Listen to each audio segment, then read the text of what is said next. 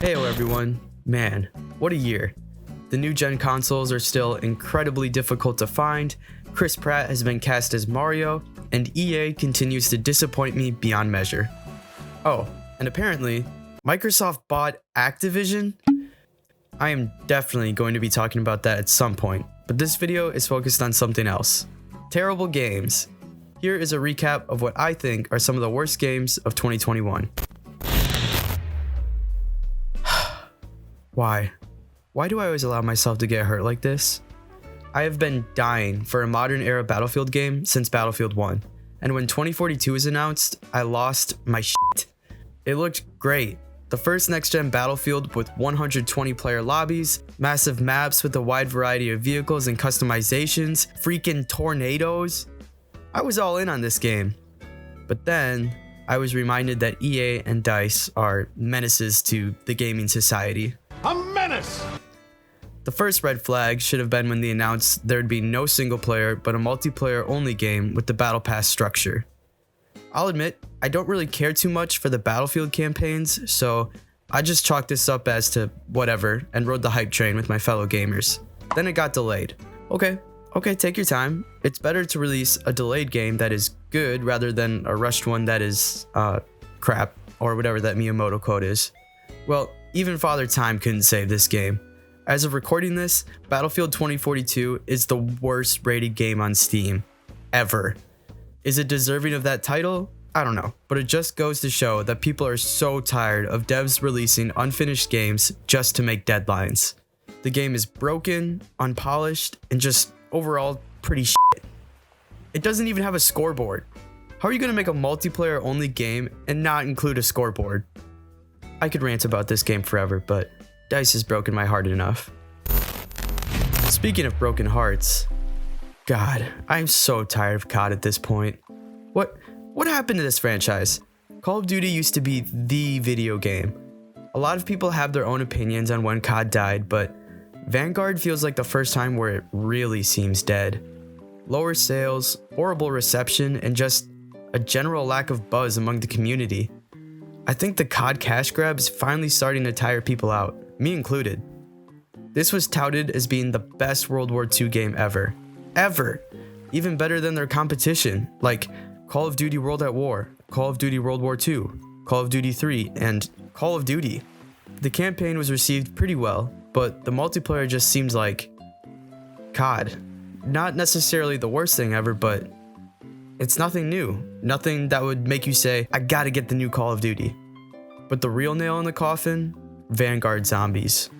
What the fuck? I'm supposed to believe that Treyarch, the grandfather of Call of Duty Zombies, developed this? Jesus, Microsoft, fix your game. I'm getting a weird sense of deja vu. Oh yeah. Well, I guess that's just the duality of man, I suppose. In my last video, I praised the Gen 4 remakes, but in this one, I'm here to only look at the bad parts, like the graphics. Look, I get that Pokemon is a huge hit among kids, but dude, this just looks so goofy, man. I mean, look at this. It's all plasticky and the characters move weird and I hate it. I hate it. You already have the models made for the battle sequences. Why couldn't you just have been consistent with the art style and use the same models for the overworld? I get they wanted to keep that 2D art style, but I don't know. This isn't doing it for me. And why can't we turn off XP share? Look, I'm bad at Pokemon games. Horrible even. But the leveling up in this game feels rushed, which makes battling the gym leaders a lot easier compared to previous Pokemon games. Until you get to the Elite Four, in which case Game Freak, ILCA, decided to crank the difficulty up to 1,000. Shiny Pearl is by no means a bad game, but it did stir up some controversy with its art design and lack of control over gameplay settings.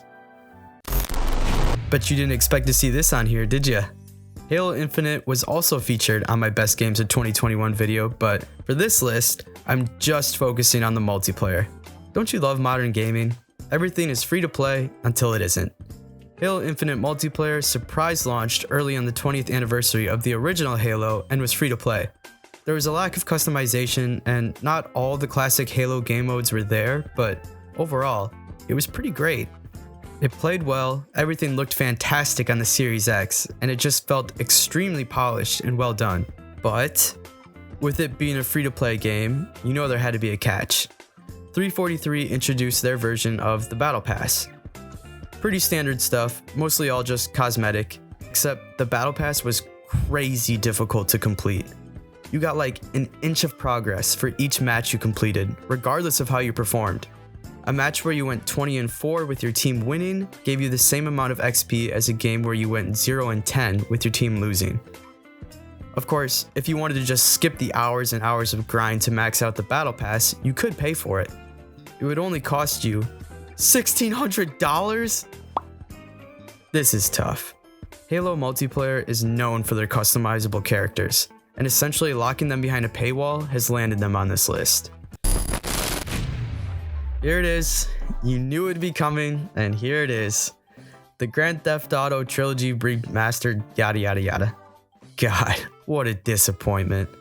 Look at this. This actually doesn't look that bad. It was just a remaster, so I wasn't expecting a complete remake or anything, but... Oh wait, this is actually a fan-made mod. Let me see what I can find.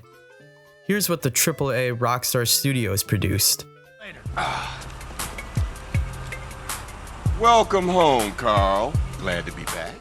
Oh!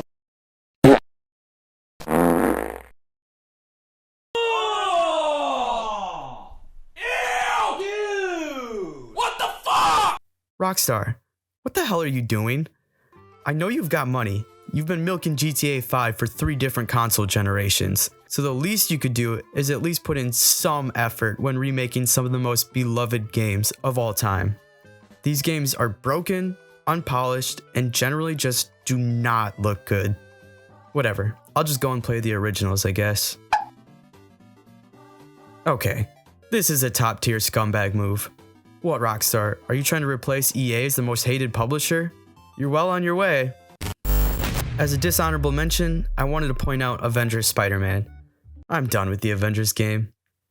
Square Enix, you literally had the licensing to the Avengers, something that you couldn't possibly screw up, and yet you did. If you can't even sell Spider-Man, then you know your game is shit. Just shut this game down, it's an embarrassment. And that concludes my list. Do you agree with my takes? I've got some other videos being cooked up at the moment and hope to begin uploading consistently again. Thanks for watching, guys, and I will see you in the next one. Don't forget to like and subscribe.